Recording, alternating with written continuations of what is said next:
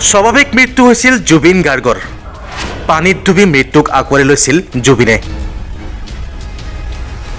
Singapore আৰক্ষীয়ে আদালতত দাখিল কৰা তদন্তৰ প্ৰতিবেদনত উল্লেখ কৰিছে এই তথ্য আৰক্ষীয়ে কেতবোৰ চিকিৎসকৰ প্ৰতিবেদন দাখিল কৰে আদালতত শৰীৰত আছিল মাত্ৰাধিক সুৰাৰ পৰিমাণ লাইফ জেকেট অবিহনে নামিছিল পানীত জুবিন গাৰ্গে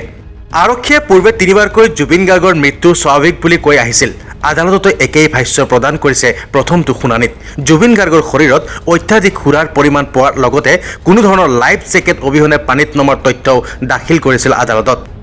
আদালতত ইয়দত থকা একাংশৰ সাক্ষীৰ ভিডিঅ' দাখিল কৰিছিল উল্লেখ্য যে ছিংগাপুৰত ৰাজনৈতিক নেতা তথা ব্যৱসায়ী দুলু আহমেদে জুবিন গাৰ্গৰ মৃত্যুৰ ন্যায় বিচাৰি আৰক্ষীৰ কাষ চাপিছিল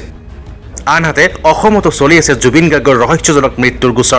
গোচৰটোত অভিযুক্ত ক্ৰমে শ্যাম কানু মহন্ত সন্দীপন গাৰ সিদ্ধাৰ্থ শৰ্মা শেখৰ জ্যোতি গোস্বামী অমৃত প্ৰভা মহন্তকে ধৰি দুই আৰক্ষী নিৰাপত্তাৰক্ষী বন্দী হৈ আছে কাৰাগাৰত অসমবাসী এতিয়াও ন্যায়ৰ আশাৰে বাট চাই আছে ন্যায়ালয়ৰ মুখলৈ এই পৰ্যন্ত ছিংগাপুৰ তথা অসম আদালতে প্ৰদান কৰা নাই ৰায় নিউজ ডেস্ক ভয়েস 365